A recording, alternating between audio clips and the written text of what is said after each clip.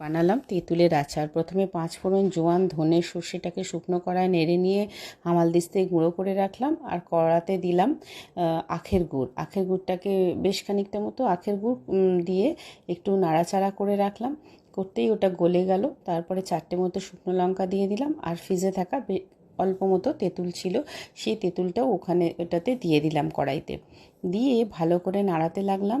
তেঁতুলটা গরমে গলে যাওয়ার পরে গুড়ের সাথে যখন দেখলাম বেশ গুড়ের সাথে তেঁতুলটা বেশ মাখা মাখা হয়ে গেছে, তখন ওই শুকনো খোলায় ভেজে রাখা মশলাটা ওতে মিশিয়ে দিলাম, দিয়ে নামিয়ে নিলাম। খেতে কিন্তু ভীষণ ভালো হয়েছিল। তোমরা কে কীভাবে করো জানিও।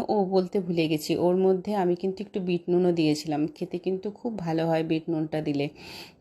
তোমরা আমাকে জানিও যে তোমাদের কেমন লাগলো। অবশ্যই কমেন্টস করো।